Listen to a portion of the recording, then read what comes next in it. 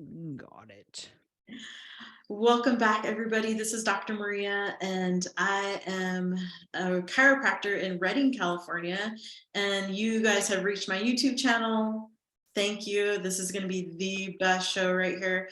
And my show is called How We Heal with Dr. Maria. You guys, I'm super excited because we have great guests. Remember, I really like to challenge you. I really like the information that I put out to be challenging and like it's really going to challenge you to kind of turn off that closed-minded button, right? And on. Okay, because I really want you to kind of hear things that are healing techniques that are you might not have heard about before. Okay, and this is a really important one. Today we are going to talk about the freedom model for addictions, escape the treatment and recovery trap. You guys, the book just happened to come in yesterday. Yay. Oh, that's funny. That is great. Yeah, so ultimately, I think this conversation is going to be about free will, sovereignty, and choice, okay? And a lot of stuff in between from what I gather. I want to introduce by name Michelle Dunbar and Mark Scheeren. You guys, if I'm pronouncing that incorrectly, let me know. No, you did it. Okay. Mainly because I've heard a lot of the podcasts by now. Michelle Dunbar is the executive director. Mark Scheeren is the chairman of the Freedom Model. Is that what the business is called? It's right behind you. Mhm. And what do you guys think is the 12-step AA programs? Are they outdated? Want me to answer? You go. Okay. Right? I think they were outdated when they were formed. I think it's totally regressive. And I think telling people lies that they're diseased when they're not, because Bill Wilson, the founder of AA, was the architect of the disease concept, the disease theory of addiction, which is made up. It's not true. There is no disease of addiction. I think telling people that they have a disease they don't have and then treating them for a disease they don't have with questionable methods is regressive, hurtful. It's the original gaslighting. Yes, for it's sure. a cult. Exactly. Yeah, Yes. and so right away, what that does is it makes the person feel like they're crazy, right? Yes. Yes. Well, yeah. I mean, that's actually in the steps. Mhm. We the first step is that our lives are unmanageable. We were powerless, right? And then that it talks about us being insane, that a power greater than ourselves could restore us to sanity. So right off the rip, whatever you feel about religion and spirituality, right off the rip, this whole AA thing is all about calling yourself insane and damaged and broken and immoral and ego driven and selfish and just heaping on all of this shame and just awful things that you're supposed to think about yourself. And then you're supposed to just say, okay, now God fix me. And sit and wait for it. I mean, that's kind of what I got from it when I went. Yeah. I interrupted you, Mark. Go ahead. No, that's okay. And then what they tell you, it's a pyramid scheme, and it was always designed that way. It was designed by a guy who was a failed drunken stockbroker. Yep. And had no business telling people whether they were diseased or not and coming up with theories. He had no idea what he was doing, but he did know how to market. And he knew that he wanted to make money, and he knew that he wanted to be known, and that he wanted power. And he talked very openly about this. This wasn't something that was hidden. As a matter of fact, the first groups that were formed in New York City and Akron, Ohio, a lot of the people complained about Bill's antics. So the whole model is really predicated on this idea that if you break down people and make them believe really horrible things about themselves and that they're broken, then what you can do once they believe that is you can set up rules. And the rules are that if you help others with the method, you'll be healed. But that's like the Jehovah's Witness model, right? It's fear-based. You're not going to get to heaven unless you go proselytize, right? Yeah. And it's the same thing. I mean, that's what cults do over and over That's and right. over. And this has been going on for 80 years. Yeah, it's crazy. Well, It's yeah. sounding very familiar to me. The last 2 or 3 years, you take people's power away. You know, Yes. make them feel crazy. You make them right. Oh, yeah. I think it's really important to get a little bit more into the history of what we're talking about, because today we're eventually going to be talking about the non 12 step, the anti, there are more options out there than this, right? So Yeah.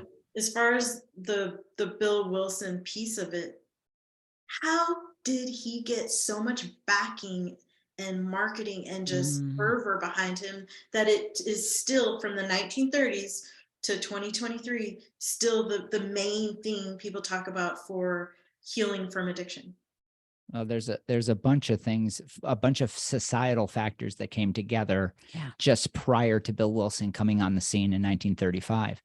Most of it was driven by the women's temperance movement. So in the Industrial Revolution in America, we had, in the end of the 19th century, we had men living in bars for the first time. They'd leave work and they'd go to bars. They wouldn't go home. They didn't live in, the extended family was starting to be broken up. And women didn't like that because that was a complete shift away from the home. And so the women's temperance movement became a national movement. And Bill tapped into this anti-drinking thing. Then prohibition happened, right? Right. So you have prohibition, you have the women's temperance movement, you have the tent revival, born again Christian movement happening simultaneously. So you had this massive fundamentalist Christian movement happening. Bill tapped into that in the homeless shelters because he was basically a bum, right? He was out in the street drinking himself to death. And so he looked around being a business guy, and he took a factor from the religious, that revival. He looked at the temperance movement. He looked at all these factors and he said, I have a solution to demon alcohol. And so he took the personified view of alcohol, which is this idea that alcohol is, as he put it, cunning, baffling, and powerful, personified it into an evil entity. And then he told people that evil entity had more power than the human. And if you take the religious right at that time, which was fairly radical in the tent revival movement, that was all very literally seen as a demon, as something that would inflict people and change people and had powers over them. We called it spirits, right? But all those factors conspired and made fertile ground for Bill to come along and say, hey, I'm the guy with the solution, It just sounds too perfect, though, that it all came together like that. I really feel like there's more to it, and we might find it down the road here. It just, all of those things coming together, it sounds like programming to me, just more programming to the general population. I think it is. It is. I mean, up until that point, when you had these heavy drinkers, they would just be thrown into like insane asylums, and we're talking about the heaviest of heavy drinkers. Okay. I mean, this started Bill Wilson, had lost everything in the Great Depression, in the crash, right? The stock market crash. And he, so he went out on the streets. He was drinking himself to death. That was those people, that population. I mean, there will always be those people.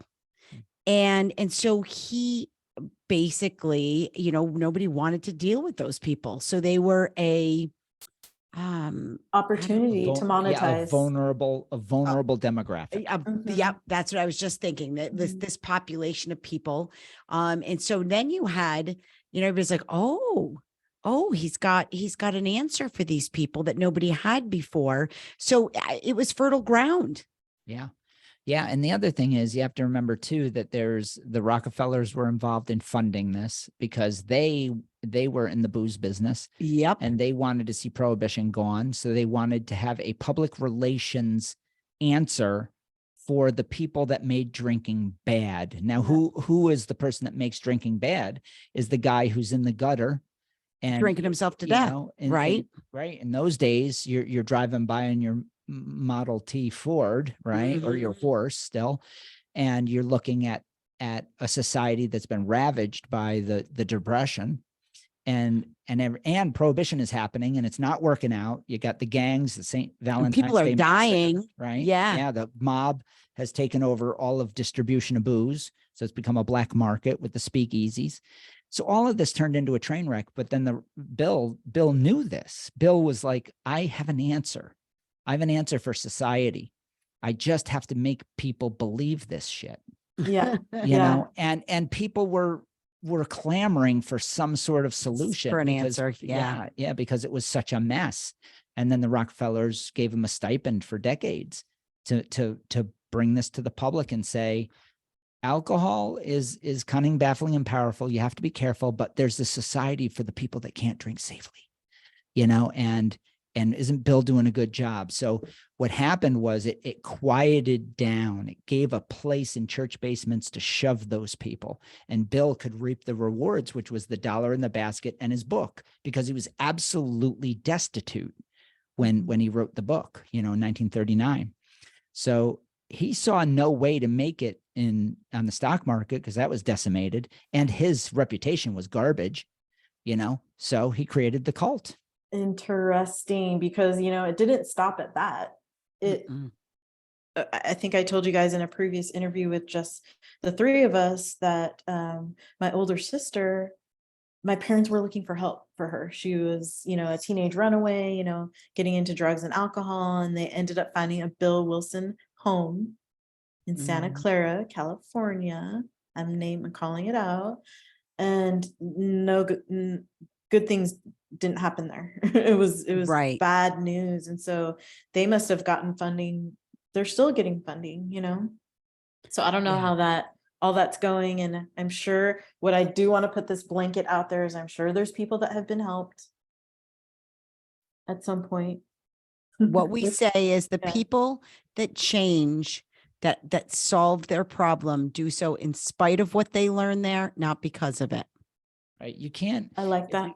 It's against human nature to tell somebody they're powerless over a lifeless substance. So something else has to be going on when people, if you believed that you were powerless over that substance, and the substance is everywhere there, and at one point you believed you were powerless, or you were out there just drinking yourself to death or taking drugs till you were almost dead, obviously there's a change in your mind, and that's internal.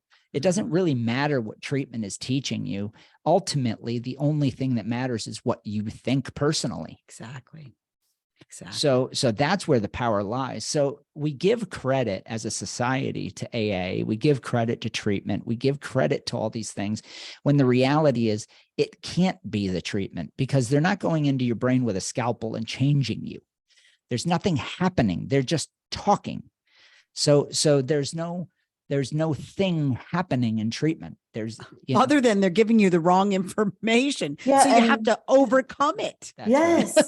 How do you, okay. So the reason why I found you That's a guys great was point. because of Renee St. Pierre III on Instagram. You guys know him. Mhm. He's someone that I've learned so much from, and then I found you guys through him. But what I did notice is not only you're going to have to heal from the actual, whatever you want to heal. I don't even know what to call it right now. Overuse of Substance. Yes. substance. Okay. Yep. So not only are you going to have to heal from that, but then you have to heal from the actual cult type Yes. mentality, where you have to heal. It takes time for a person in whatever situation they're in to get their power back and feel they have it back. And then that's when someone starts healing. So then you have to Yes. heal from that as well. Yes. I mean, it took me, well, both Mark and I kind of were doing the research as we were walking out of it, because we were both raised in it. His mom, my dad were both gurus in AA, and my dad, I went to my first AA meeting. I was like 9 years old, and I was 7. and he was 7. And because we parents would bring their kids to these meetings all the time. And so it was normal for us. So we grew up in a cult. It was normal for us. And so when we went to AA as adults and then spent several years there, A decade. yeah, but while we were there, we were questioning everything and kind of walking out of it. So I would say we left it completely after about 10 years, but it took me personally another 10 years at least to undo the damage, the real damage of my self-efficacy, like knowing, I don't know, like That you could trust yourself. Yes, yeah, that I yes. could trust my own thinking, that Yeah. I wasn't broken in any way. Well, there's some inherent things that Mark challenged me. He said, Maria, go look at the 12-step program, go read what it's about. And so I've been watching videos, and because I didn't really know that much. And Mhm. one of the things that Renee talks about is the 12-step teaches you that you'll be back. Oh It yeah. also, Oh yeah. Of course. sort Oh, of like a yeah. self-fulfilling prophecy, right? Oh yeah. So it keeps the cycle going. When do you ever heal? And Yeah. then what I did also notice is, where's the science behind this? Doctors are actually telling their patients to go I to the know. treatment plan when they would be doing more research, or they would have more science backing these other treatment plans that they would have patients go to, but Mhm. not this one. And then also the the the young adults getting involved with this. I know. Well, yeah, that was us. That was Yeah, us. that's with children being in. Oh yeah, they're sending, 12 and 13-year-olds to AA meetings. Yeah, it was us. I Mhm. mean, I was Yeah. forced into therapies and all kinds of weird things that were all surrounding Alateen, Yep. Al-Anon, Adult Children of Alcoholics Anonymous, all of it, It's just craziness. It's just craziness. Because here's the deal.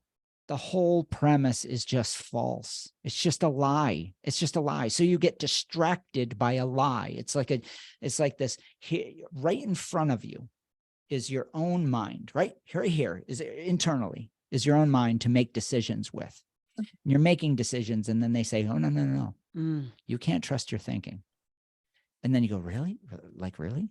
I didn't know that, And now, mind you, they're saying this at a time in your life when your life is complete chaos. You've just destroyed a marriage. You've just gotten arrested, or you're just horribly lonely, insecure. Your life is devastated. So you believe it. See, what they do is they harp on a truth and then mix it with the myth. And that is what cults are really great at. Oh yeah. They're really great. CIA. That's Yeah, it's- CIA status right there. Yep. Yeah. And that is Bill Wilson harped on how broken are you right now? And people would say, my life's devastated. Yeah. I've lost everything. And then he goes, yeah, that's because alcohol is powerful. And now intuitively, that's weird. Mhm.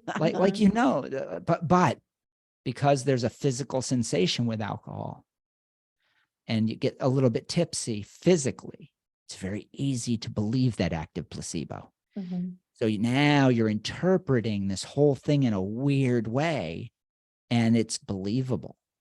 And They must be right. That's Mhm. right. Yeah. That's the trick. Well, and especially when, they give you these prophecies of, well, if you stop going to meetings Oh yeah. and you get that stinking thinking, That's right. and then you go back out, and if you go back out, you're going to pick up right where you left off. And the disease is progressing even when you're not drinking. Even So when you're you're going to not be worse drinking. off. The Yep. disease, the dis-ease. Mhm. Wow. Well, I've also followed a few more people on Instagram, Indoctrinated No More. They're really Yep. I Yep. love that. This one recent post that they put on there, the power of I am. You guys, this bothers me. That's part of the 12-step program, right? Saying I am an alcoholic. Oh I yeah. am this. And it's like, we know, anyone that's done any kind of shadow work knows the power of I am. Yeah. Yeah. How could I you mean, do we that have to someone we have unless it's on 3 purpose? Exactly. We have 3 chapters dedicated to shedding the addict and alcoholic identity, because it is so important not to identify yourself in that way. I mean, what a harmful label to put on yourself. Yeah. There's it's like, Here, I'll give you an analogy that's emotional in nature. So you can feel guilty about something, right? And then you say to yourself, "Ooh, that made me feel bad. I think I'll fix that thing," right? And then, but let's say that somebody comes along and says, you're just a shameful person, right? Now you took something that is an emotion, an idea that's external to you that you can fix and remedy, and you've just internalized it into a self-image. Right. A character, a characteristic of that Mhm. person. Yes. That's right. A character defect. That's what Oh, AA calls them. The really? character, the moral character defects. Mhm. So now I'm a defective, shameful alcoholic. That's what Mhm. I am. Mhm.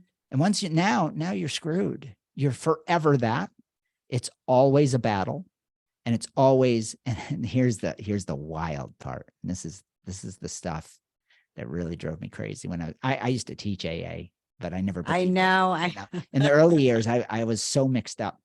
And but this idea that you have no will, you have no willpower. Self-knowledge availed us nothing. Yeah. These are lines out of the book. Self-knowledge avails you nothing. You know, self-knowledge is not the answer. When it actually When is. that's the answer. You That's guys the like, answer. That's and life. I love, yes, exactly. And I love watching your shorts that you do, because it's exactly, I'm spending my whole life on this planet. My mission is to help remind people of their innate intelligence. That's right. And this is Yes. like Me the too. opposite of it. It And is. so I'm like, how can anyone think that this is right? Isn't their inner button saying something to them? Well, here's the deal. Well, Hey. 95% of the people that go, it does.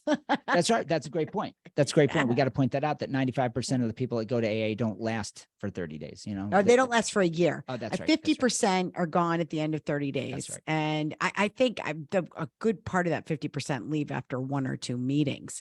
And I think if you look at the people that stay for a full year, how many of those people are mandated to do that? My dad was mandated Me to too. stay for a year. Me too. Yes, I didn't even think about that. Oh my gosh. Mhm. So Yeah. how, so So I do think that people do intuitively say to themselves, this is crazy. doesn't make sense. Something's, and we hear it all the time. And we've been doing this for 34 years. So they'll say it never resonated. Yep. That's the term, right? I hear that every I single day. just got an email with that. Yeah. Mhm. That's right. well, the one reason why I kind of noticed it must not be resonating with a lot of people is because I was watching the YouTube shows, and a lot of people were trying to explain away the spiritual and religious stuff. Yeah. Because I bet you anything, that is the first part that people are sort of turned off by. Like, whoa, wait a minute. Oh, yeah. That's Even fair, religious people are turned off by it. because that's such a because- private thing for people. Like, why is Yes. this part of it? Like, I can imagine they're like, how is this part of the treatment plan? You know? Yeah. So I got to pray this away. Yeah. So that's basically what you're being told is I'm a sinner who has to pray this away. That's the steps. And what's worse even than that is we get really deep into the cult-like aspect, because they say, if you want to, so first of all, you have no will. Self-knowledge is not your answer. So God is your answer. But to get God, you have to pass the message only to other alcoholics, and this message only. And the way we do that is through ego deflation at depth. So we must destroy the person to build them back up again. That's classic, like institutionalized cult stuff. It's a Yes. technique to destroy self-efficacy so that you are completely beholden and dependent upon meetings. The whole thing is buy my book and put the dollar in the basket every day of your life. That's it. If you frame everything that you hear in AA and you read it and then think to yourself, how does this get somebody to a meeting or to buy the book? You'll be like, oh my God, it's like spelled out. Yeah. You know, and then you read the other text that Bill wrote about, Oh, yes. and he talks about it. He actually was the guy that created the term pyramid scheme. He said, we're pyramiding at this rate every year. And then that term became something that people talked about. He said it, and people still. Now I'll tell you why, though. I'll tell you why this continues is because nobody wants to deal with somebody who's getting high. That's right. They're scary. It's uncomfortable. The people are mean. I mean, they can be violent. The whole thing is a mess. People are frustrated. And that's why they're willing to say 30 grand for 30 days. Fuck it. Send them. Take them. And I was that kid. Yep. You know, I was that shove 'em away. kid. If they go to jail, at least they're not getting high and my son will survive. So nobody's questioning this. They're saying, you'll take them. I don't have to deal with Mark anymore. Bye-bye. Well, That- yeah. And it's also the idea that, well, hey, it's free. It's free. Yeah. It's Free aftercare. It's free aftercare. And if as long as they're going to their meeting, that's an hour. I don't have to worry about them. So a lot of times parents, family, loved ones, what they want is they want a ritual that says my loved one is doing something for their problem. Yep. And if they go to the meeting and they sit in the parking lot and they drink a 6-pack, they don't care because it's not in the house. Now they do care. Nobody wants their loved one to die. Okay. I'm not dismissing that. I've been close to death myself, suicidal, the whole thing. But I can tell you that the motive in a household is please let this end. Just all of it. And the meetings seem like, and everybody parrots it. They say that's the gold standard. So Yeah. nobody questions it. Yeah. Okay. Well, it might be the gold standard, but it's not working. And why is AA toxic? Does it harm more than it's helping? And this is what I'm hearing from you guys. This is a movement. The freedom model for addictions is a movement. Okay. This is like, we know there is more out there, and people are showing up on Instagram and they're telling their stories and they're saying this 12-step, it didn't work. And in fact, it harmed me. Oh yeah. And it's harming my friends. Mhm. And so give us a little, okay, the reason why I'm asking this is because I can imagine some of the people out there watching the show, you guys get a ton of backlash, right? We're challenging a system, an institutionalized system. So give us a few more stats on what you're seeing as far as it not helping and harming. Overdose rate. Well, yeah, with that. So we just did our own little data research, data analysis, and you can look at, I mean, it's very interesting to me that even our government is alarmed by the sheer amount of people that are dying from overdose, right? I mean, it's gone up exponentially in the last 10 years. It's skyrocketing. Yeah. And so, I mean, it's 150,000, 160,000 people. That's a lot of people in this country alone. And that was not the case 20 years ago. And please understand, it didn't start at 0 and then creep up. It was consistent for a century. Yeah. Okay. So it was flat at a consistent demographic. And that's like the drug overdoses, as well as alcohol related deaths are now rising again. They were relatively consistent. And what is the one thing that's happening is that more and more people are going to treatment. More and more people are being forced into the 12-step programs through the court systems and from doctors and from, even when they've overdosed, they're shuffled back into the system.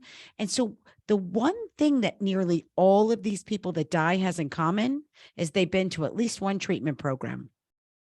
The gold standard one, The gold standard. That's exactly. not the freedom model. Right. Yeah, we're not treatment. We're not treatment. So the more treatment that's become available, the more we sock into this war on drugs, the more we demonize things like opiates, the more we spread misinformation and lies about addiction, the worse the problem has gotten.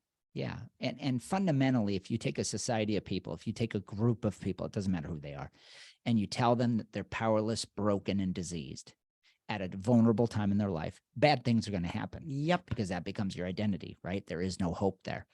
And then you provide them a solution that doesn't actually work for a fictitious disease that doesn't exist. You can only harm somebody with misinformation. You might get dumb lucky if you give a piece of misinformation that ends up good, but that's rare in the Yeah. world. That's rare. Most of the time, the vast majority of the time, you give people misinformation about something about themselves, and it's going to harm them. There can't be any other way. Here's why. Because anytime you give a piece of misinformation about human beings, what you're doing is you're providing a distraction from truth. And if you are diverted from reality, I'll give you an example. The freedom model is not treatment. Why? Because there's nothing to treat. There's no Right. disease, right? So some people say, oh, that's wordplay. No. Mhm. Now, I'm not It's talking about, truth. it's truth. I'm not talking Mhm. about detox. That's a toxicity issue, right? Mhm. Let detoxes do what they do. I'm talking about the mental and emotional help for people. There's no treatment necessary. There's just Right. a person understanding that they can choose to be happier using less. Yeah. And people say it can't be that simple. It is. People do it every day. Treatment implies that something outside of you is going to fix you. Exactly. 100%. Yes. Yep. Yeah. Which When- can't happen Right. with addiction. It can't happen. Nothing outside of you can fix you. So, I want to start turning the conversation over into the freedom model and how it can help. And then obviously you guys have some great things coming up. I see Yes. Oh, yeah. the June Yeah. stuff. We're going to get into that. But it's like, we're up against an industry, the recovery industry. It's like it's like going up against pharma. You know what I mean? It's It like, is. It is pharma. It, now. well, It's and they're Yeah. kind turned of into that. married. They're Yeah. almost Yeah. married now, With- so it's 42. Well, the last time we looked, it's like 2020 is $42 billion in the US alone. And that's the US treatment industry growing, still growing. And I mean, and now harm reduction has been hijacked by big pharma and Yep. Suboxone. Yep. Lifelong adherence to the Yep. drugs. Yep. Which those drugs were supposed to be initially just for detox purposes only. And bridges in risky situations. But now what's interesting about Suboxone is where Suboxone really is only for opiate withdrawal. That's the only thing it's for. And now they prescribe it for everyone. Yeah. Even pain It's relief. now everything. considered to be addiction medicine. I mean, talk about marketing. Yeah. Talk about a scam. What a Wow. scam. The very first thing we should tell anybody is what the freedom model says is, did you know that you can be okay Yeah. and move on from this? So you're not broken. So, but that's not what we do. We tell people they're broken. Well, we don't. Well, yeah, we don't. But Treatment but does. society the gold does. standard does. Yes. Yeah. Yeah. So as a society, we do this. And so we come from an angle that you are broken, you need treatment. And there's this nebulous force called addiction that impales itself upon you. And, it does all this. So why don't we say to every single person that ever comes to us for help, which we do, by the way, did you know that more than 9 out of 10 people age out of this problem, whether they go to treatment or not? Eventually, you're going to do this. Eventually, what the freedom model is going to do is just going to shorten up that process. We're going to give you all the information up front so you can make educated decisions internally, reclaim your power of your autonomy, your free will, your positive drive, and you can move on with your life. Did you know that you could have undo your quote unquote addiction? Yep. And then move on with your life? Did you know that? Most people say, no, I didn't know that, but that sounds awesome. Because You know? they're told that that's them for the rest of their lives. They will be like this for the rest of their lives. You guys, I'm obviously time-wise, I didn't get too much into it, but definitely I'm one of those people that I like to read the forewords and stuff too. Yeah, oh, yeah. Me too. I do too. I do too. I Peter like the history. Venturelli, PhD. Wow, he did a great one for you guys. It was really short and to the point, and We're in his textbooks. He's written textbooks. Yeah. he's amazing. Like, He's a great, great guy. That's the awesome. freedom model shows you how to opt out of the drug rehabilitation, money-making machines, ongoing battle against addiction, and address your problems where they truly exist in the realm of personal choice. That's Boom. right. He just, in a few words, is giving people's power back, That's right. and that's what you Yeah. guys are doing. Yeah. So I can't wait to dig into this more. Where do you guys want to start now as far as talking about the freedom model a little bit Well, more? why don't we talk about, so there's something that we're going to be offering, and I want the public to think about this. We're going to show people in workshops, in a 1-day workshop, how to get past an addiction in 1 day. Yeah. Okay. Yeah.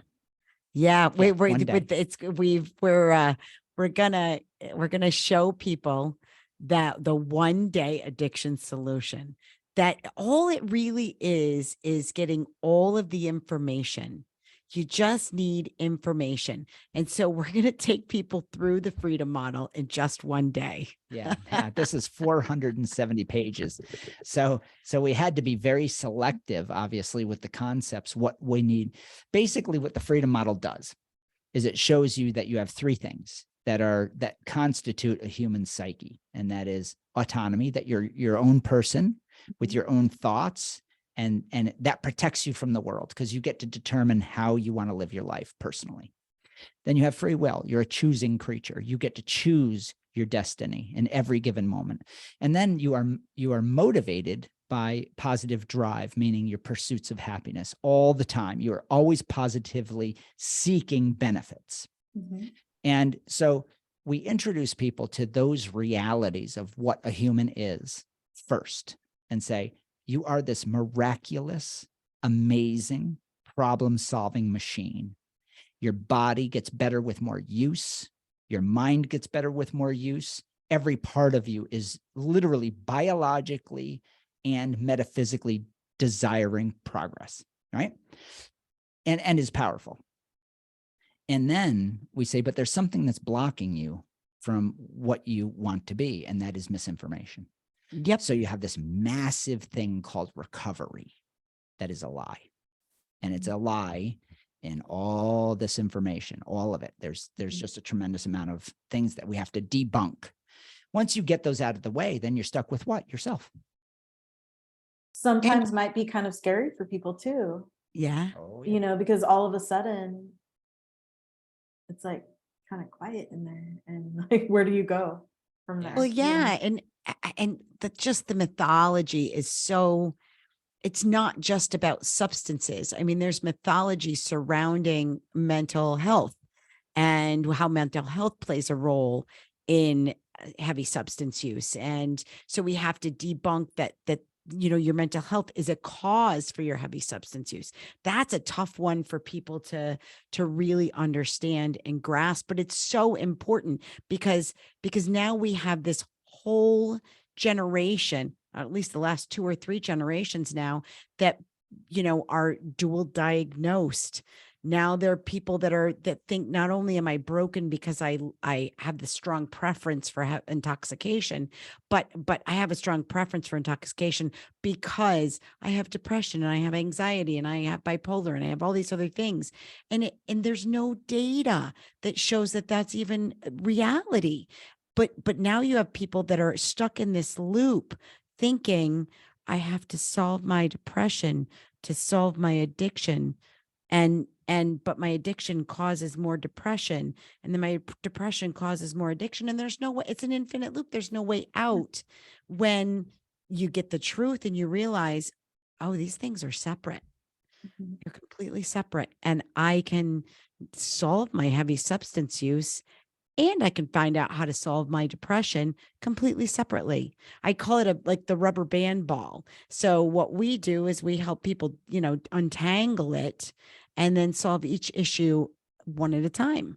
Yeah. So we have a chapter called Learned Connections that you'll read about, where as a society, we have married all kinds of things to the physical sensation of drugs.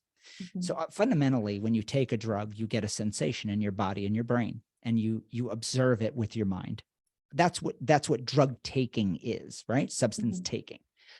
And then we marry it to all kinds of things. PTSD, Yes. PTSD. depression, Yes. insomnia. I mean, you name it, pain. Yes.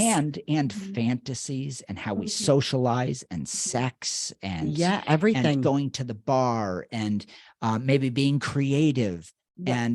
And then we also make it a demon. It's connected to violence and you It's know, the angel and the devil. that's right. It's Mhm. everything. But Mhm. how can a molecule, a very stable molecule, be the cause of opposite behavior? How can it in the bar make one guy? So we all drink alcohol. Alcohol ends up metabolizing into the identical molecule in all human beings, acetaldehyde, right? Eventually it turns into this substance in our bloodstream. And yet one guy is out in the parking lot fighting some dude. Yeah. And another guy's having sex in the bathroom with a chick, right? Yeah. So how can it be possible that Hmm. that one molecule has these opposite? One guy's romantic, then another guy's really calm, then another lady's crying in her beer, and that guy's fighting. And it can't. Maybe it's not the drug. Yeah. Yeah. Maybe it's our Maybe it's interpretation. not the Yeah. angel or the devil. Yeah. That's right. So we need to devalue that marketing that alcohol is this magical elixir in Or all other ways, drugs. or other drugs, heroin, doesn't matter what it is. Mhm. And the drug dealer is selling based on the benefits he's going to sell you, the bullshit he's selling you, right? That Mhm. it does all these magical things, takes away your stress. You get to escape.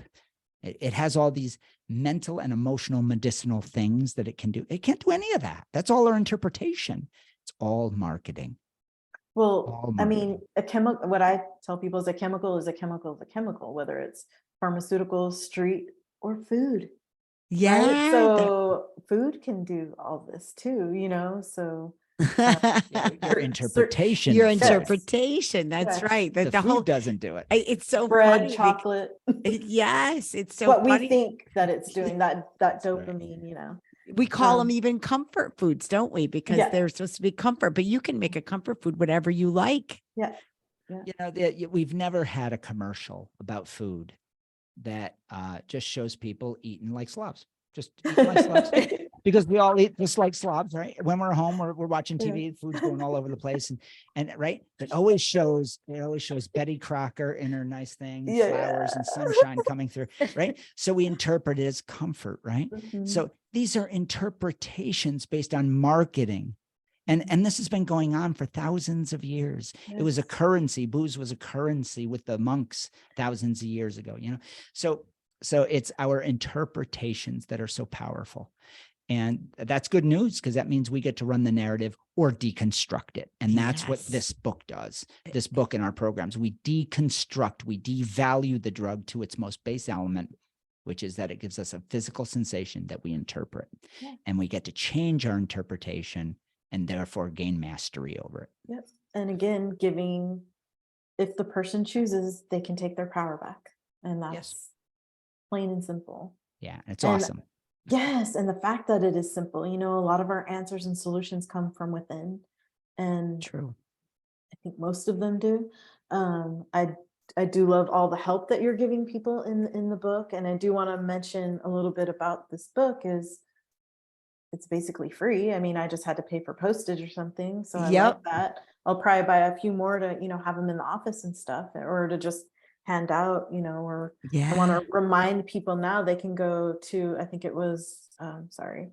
I don't have It's the website in front it's of me. okay. It's freebook.freedommodel.org. And all of this will be in the description on my YouTube.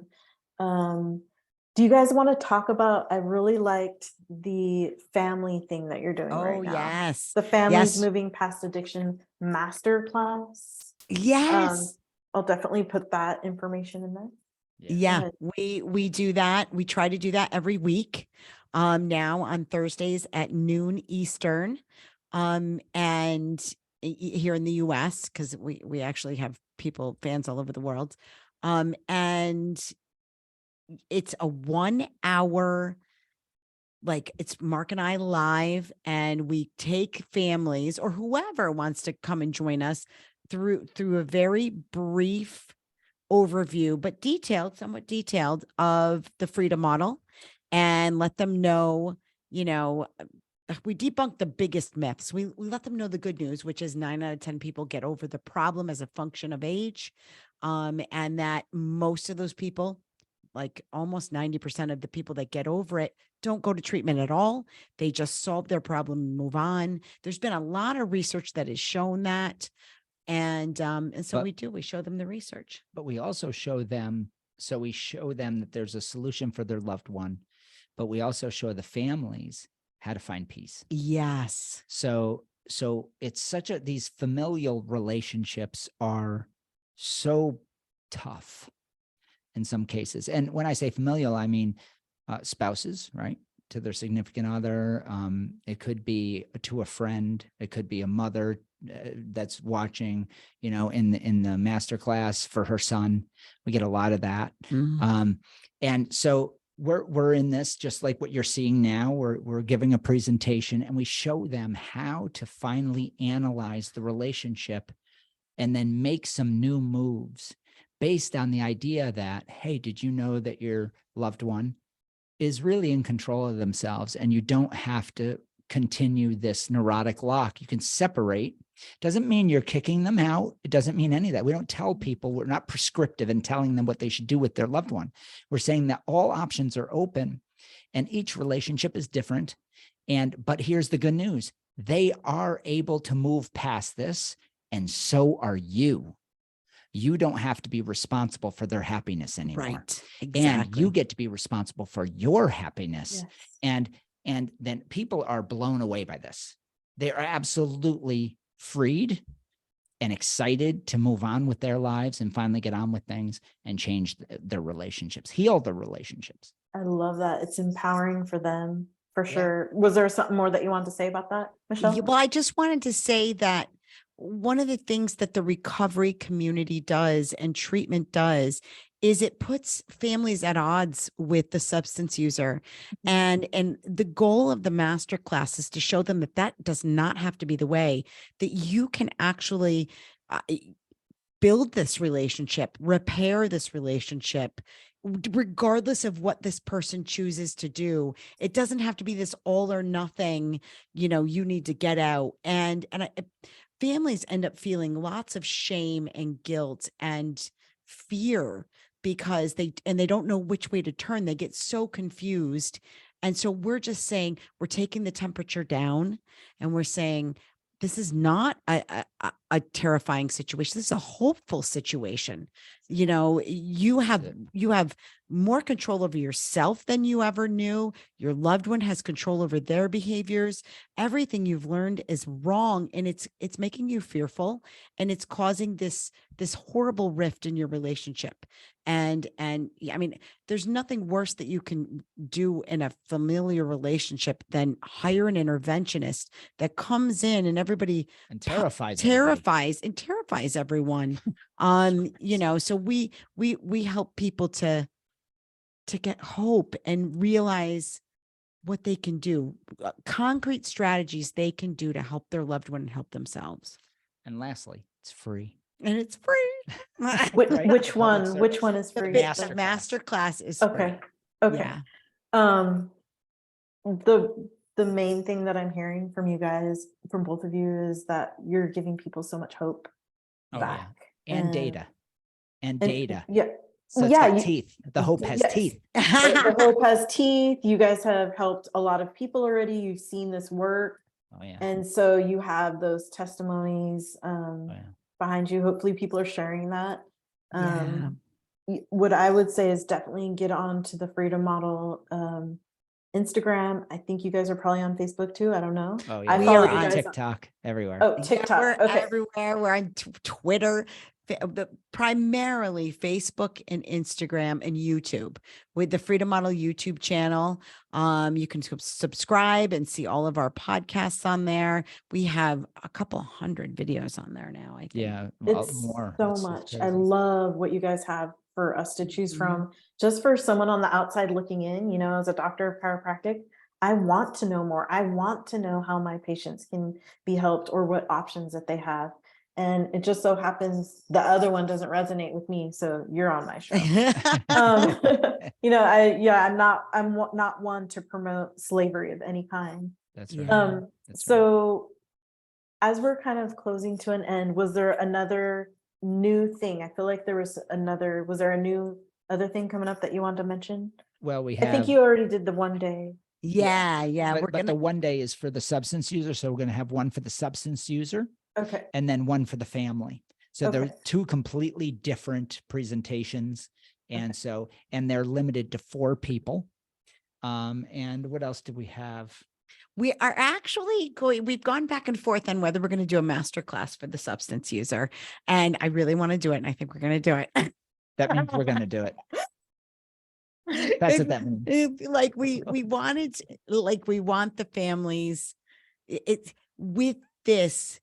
A lot of people that were doing the freedom model, their issue was with their families. Their families were like, why aren't you going to AA meetings anymore and doing your aftercare and stuff? So we answered that with the family masterclass. But now we've had some substance users coming into the family masterclass. And I thought, you know what, we need to do one of these for substance users. Yeah. So we are going to start doing a free 1-hour masterclass for substance users as well. We probably won't have it until the end of this month because we have to build it. Yeah. No, that you guys have so much content. You'll be fine. It's from your heart too. So you guys are Yeah. going to be fine. And the Addiction Solution podcast, let me just give a plug for Yeah, that because please. people love it, man. And we've had more than 180,000 downloads now. And there's a lot of episodes there. We just recorded today 177. Yeah. Congratulations. Yeah. I love it. You And, guys are helping so many people. And we've been helping people now for 25 years or for 34 years. 33 years. I'm like 25. Well, I got it mixed up. And then 25,000 people have gone through our program. So we're at a milestone. It's very exciting. Yeah. And we started the podcast in 2018 and we started doing it monthly initially. And it was the 3 of us, which was interesting. It was fun. Was it Stephen Slate? That's Yes. the other Yes. author of the book. Yeah. Okay. Yeah. And we were Phenomenal in research. my office and it was in a basement. I had this basement office at the retreat. And it was just funny, like the We were so- evolution of it. Yeah, we were so scared. We're like, okay. You know, because you're so nervous, and then like 10 in, we're like, yeah. So and so you know, F-bomb here, F-bomb there. Yep. we are very real. We Oh, are very real. Likewise. And I love that about you guys. So I love your shorts that you do on Instagram, Mark. And I think you've done a few. I have, but Mark is the primary. He's That's the like his job. He's the 'Cause like, I'm the I get a administrator. download, I gotta share it, right? Yeah. So with that sort of, behind you, what do you want to leave people with at the end of this show? That it That you reminds can- me of something like a short that you would. Yeah. For that sure. you can be completely free and move on. The difference between recovery is a trap, you never leave, and it's always a battle. The freedom model is you move on, you figure it out. It's an era in your life you can leave behind. That's right. And then you move forward free and happy and normal and free. Yeah. Love You're it. normal. I Yeah. love that. Yeah. Yes. Yes. You're not crazy. You're normal. You're loved. Yes. And Michelle, what do you want to leave people with? And I want to thank you guys both for coming on. This is amazing. Well, thanks for having us. Yes, thank you so much for having us. I'll just add to what Mark said, and that is that if you're experiencing whatever you're thinking and experiencing, self-doubt, whatever, other people have experienced that too and gotten through it.